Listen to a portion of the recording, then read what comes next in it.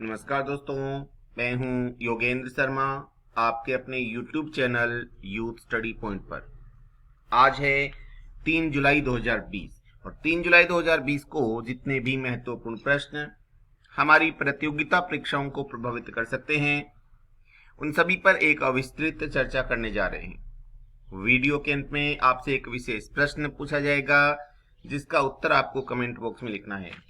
तो सबसे पहले चलते हैं हम हमारे कल के उसी प्रश्न की ओर। कल का अपना प्रश्न था, मिस इंडिया 2019 का खिताब किसने जीता था? सुमन राव, सुमन मिश्रा, सुमन चक्रवर्ती या सुमन सिंह? तो सही उत्तर है सुमन राव। कल कमेंट बॉक्स ऑफ रह गया था, जिसके कारण आप उत्तर नहीं दे पाए, किंतु आज कमेंट बॉक्स आपको ओपन मिलेगा। यदि आपको ये वीडियो अच्छा लगे तो आप इसको लाइक जरूर करें, और जिन्होंने सब्सक्राइब नहीं किया है वो सब्सक्राइब भी कर लें, ताकि किसी भी प्रकार का वीडियो बनाया जाए तो आपके पास आसानी से पहुंच सके। आज का अपना पहला प्रश्न है, केंद्र सरकार ने प्रधानमंत्री गरीब कल्याण अन्न योजना का विस्तार कब तक के लिए कर दिया है? विकल्प हैं 1 नवंबर 2020, अक्टूबर 2020, सितंबर 2020 या दिसंबर 2020। तो इसका सही उत्तर है नवंबर 2020। प्रधानमंत्री श्री नरेंद्र मोदी ने घोषणा की है कि प्रधानमंत्री गरीब कल्याण अन्न योजना का विस्तार अब नवंबर 2020 तक रहेगा। इसके लिए 90,000 करोड़ रुपए का अतिरिक्त प्रावधान किया गया है।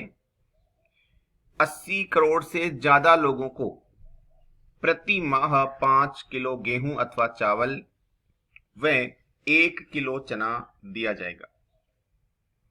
वस्तुतः गरीब कल्याण अन्न योजना का प्रारंभ 25 मार्च के लॉकडाउन के अगले दिन यानी 26 मार्च को की गई थी। इसके तहत गरीबों को 3 महीने तक का मुफ्त अनाज तथा महिलाओं, बुजुर्गों व कृषकों को नगद सहायता उपलब्ध कराना था। अब वर्तमान में इसका दायरा बढ़ा दिया गया है। अब इसे नवंबर 2020 तक के लिए किया गया है। अब है अपना अगला प्रश्न। अगला प्रश्न है, भारत में कोविड-19 के लिए बनाई गई पहली वैक्सीन कौन सी है, जो बाबा रामदेव की वैक्सीन के बाद पहली वैक्सीन है? कोवैक्सीन, कोविडेल, करोनिल या इनमें से कोई भी नहीं? तो इसका सही उत्तर है कोवैक्सीन। भारत में कोविड-19 के लिए बनाई गई पहली वैक्सीन, जो कि बाबा रामदेव की वैक्सीन के बाद पहली ही वैक्सीन है, उसका नाम है कोवैक्सीन। इसे हैदराबाद की फार्मा कंपनी भारत बायोटेक ने तैयार किया है। ये विशेष बात है, याद रखना आपको, कि हैदराबाद की फार्मा कंपनी है भारत बायोटेक ने तैयार किया है, तथा ICMR व national institute of virology Pune के साथ मिलकर बनाया है। ह्यूमन ट्रायल के लिए भी drug controller general of India ने इसे मंजूरी दे दी है। इसके बाद है अगला प्रश्न। अगला प्रश्न है, किसको कॉमनवेल्थ शॉर्ट स्टोरी प्राइज 2020 से हाल ही में सम्मानित किया गया है? कृतिका पांडे, मनीषा रानी, ज्योत्सना या रंजना सेन? तो इसका सही उत्तर है कृतिका पांडे। कृतिका पांडे को हाल ही में कॉमनवेल्थ शॉर्ट स्टोरी प्राइज 2020 से सम्मानित किया गया है। यह झारखंड की रहने वाली 29 वर्षीय युवती हैं। इन्होंने the great Indian T and snacks, पुनः बोल रहा हूं, the great Indian T and snacks नाम से स्टोरी लिखी थी, और उसी के आधार पर इनको यह सम्मान प्रदान किया गया है। इसके बाद है अगला प्रश्न। प्रधानमंत्री वेंडर्स आत्मनिधि पोर्टल स्वनिधि की शुरुआत कब की गई? प्रधानमंत्री वेंडर्स आत्मनिधि पोर्टल स्वनिधि की शुरुआत कब की गई? 29 जून 2020, 30 जून 2020, 1 जुलाई 2020 या 2 जुलाई 2020? तो सही उत्तर है 29 जून 2020। आवासन व शहरी कार्य सचिव श्री दुर्गा शंकर मिश्र ने पीएम स्वनिधि पोर्टल के बीटा संस्करण की शुरुआत करके इस पोर्टल को प्रारंभ किया है।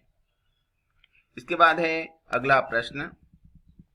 अगला प्रश्न 36वें आसियान शिखर सम्मेलन का आयोजन हाल ही में कहां हुआ है? वियतनाम, चीन, उत्तरी कोरिया या इनमें से कोई भी नहीं? तो इसका सही उत्तर है वियतनाम। इस शिखर सम्मेलन का उद्देश्य था कोविड-19 महामारी प्रतिक्रिया, महामारी के बाद रिकवरी व परस्पर भागीदारी के साथ भविष्य में सहयोग बनाए रखना। आसियान का फुल फॉर्म होती है association of south east Asian Nations. पुनः बोल रहा हूं, आसियान की फुल फॉर्म होती है association of south east Asian Nations. इसकी स्थापना 6 अगस्त 1967 में हुई। मुख्यालय जकार्ता, इंडोनेशिया में है और महासचिव हैं जनरल लिज जोक हाई। यदि अपन बात करें इंडोनेशिया के जकार्ता की, तो आपको याद रखना है जकार्ता विश्व का सबसे तेजी से डूबता हुआ शहर है। इसके बाद है अगला प्रश्न। हमारा घर हमारा अभियान किस राज्य में चलाया गया है? मध्य प्रदेश, उत्तर प्रदेश, झारखंड, उत्तराखंड। यानी 4 विकल्प हैं आपके पास। तो इसका सही उत्तर है मध्य प्रदेश, 1 नंबर। हमारा घर हमारा विद्यालय अभियान मध्य प्रदेश में 6 जुलाई 2020 से शुरू होगा। छात्रों की शैक्षणिक नियमितता के लिए वर्चुअल प्लेटफॉर्म को प्रारंभ किया गया है, अर्थात छात्रों को घर में ही विद्यालय जैसा माहौल देने के लिए, छात्रों को घर में ही विद्यालय जैसा माहौल देने के लिए इसे प्रारंभ किया गया है। इसमें घर पर वो सभी गतिविधियां होंगी जो विद्यालय में होती हैं। यदि अपन बात करें मध्य प्रदेश की, तो मध्य प्रदेश की राजधानी है भोपाल, मुख्यमंत्री है शिवराज सिंह चौहान और राज्यपाल हैं लालजी टंडन। किंतु लालजी टंडन अस्वस्थ होने के कारण अतिरिक्त प्रभार दिया गया है आनंदी बहन पटेल को। मुख्य न्यायाधीश हैं अजय मित्तल। लोकसभा की कुल 29 सीटें हैं, राज्यसभा की 11 सीटें हैं व विधानसभा की 230 सीटें हैं। पुनः बोल रहा हूं, लोकसभा की 29 सीटें हैं, राज्यसभा के लिए 11 और विधानसभा में 230 सीटें हैं। और सबसे इंपॉर्टेंट बात, कर्क रेखा मध्य प्रदेश से होकर गुजरती है। इसके बाद है अगला प्रश्न। अगला प्रश्न है, फूड टेक कंपनी स्विगी ने किस बैंक के साथ मिलकर डिजिटल वॉलेट को लॉन्च किया है? ICICI bank, SBI bank, ADB bank या इनमें से कोई भी नहीं? तो इसका सही उत्तर है आईसीआईसीआई बैंक। हाल ही में फूड टेक कंपनी स्विगी ने आईसीआईसीआई बैंक के साथ मिलकर एक डिजिटल वॉलेट को लॉन्च किया है, जिसका नाम रखा गया है स्विगी वॉलेट। बात स्विगी की करें तो स्विगी का मुख्यालय है बेंगलुरु में और इसके सीईओ हैं श्रीहर्षि मेजिटी। श्रीहर्षि मेजिटी। आईसीआईसीआई बैंक की बात करें तो स्थापना 1994 में मुंबई में हुई। मुख्य कार्यालय मुंबई में ही है और इसके वर्तमान सीईओ हैं संदीप बख्शी। इसके बाद है आज का अगला प्रश्न। अगला प्रश्न है, राष्ट्रीय डाक कर्मचारी दिवस कब मनाया जाता है? 1 जुलाई, 2 जुलाई, 3 जुलाई या 30 मई?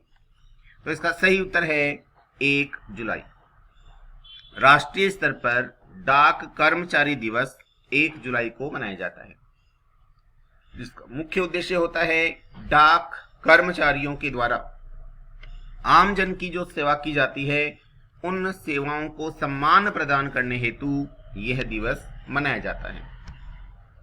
उसके बाद है आज का अगला प्रश्न, किस राज्य सरकार ने कोविड-19 वॉरियर क्लब की स्थापना हाल ही में की है?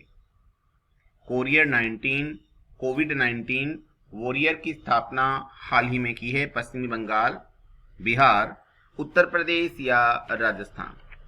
तो इसका सही उत्तर है पश्चिमी बंगाल। पश्चिमी बंगाल में जो लोग कोविड-19 से ठीक हो गए हैं, स्वस्थ हो गए हैं एवं प्रशासन की सहायता करना चाहते हैं, प्रशासन की मदद करना चाहते हैं, उनको कोविड-19 वॉरियर क्लब में ज्वाइनिंग दी जाएगी, उनमें जोड़ा जाएगा ताकि वे सरकार की मदद कर सकें।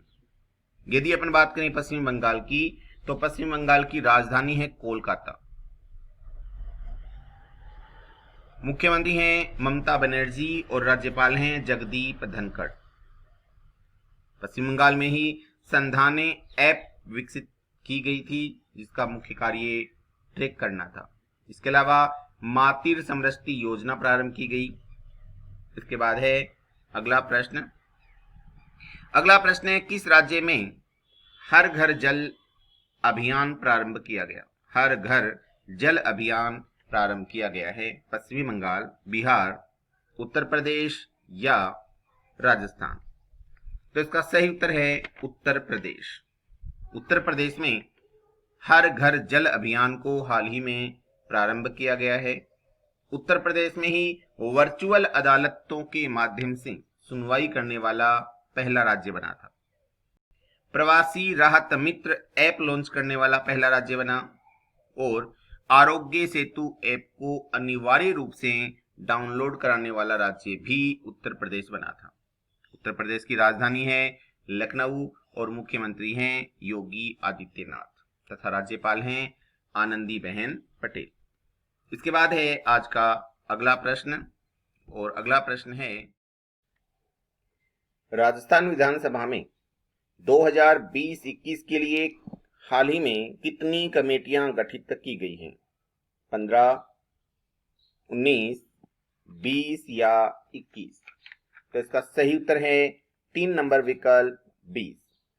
राजस्थान विधानसभा में विधानसभा अध्यक्ष सीपी जोशी द्वारा हाल ही में सत्र 2020-21 के लिए कुल 20 कमेटियां गठित की गई हैं।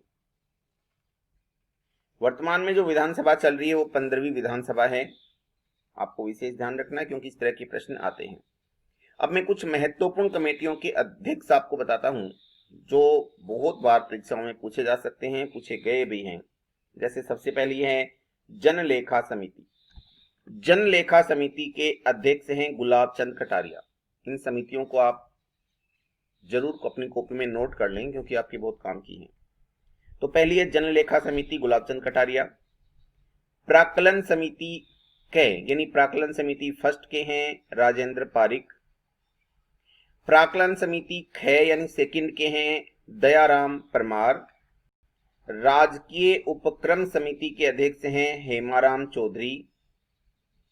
नियम समिति के अध्यक्ष हैं खुद सीपी जोशी।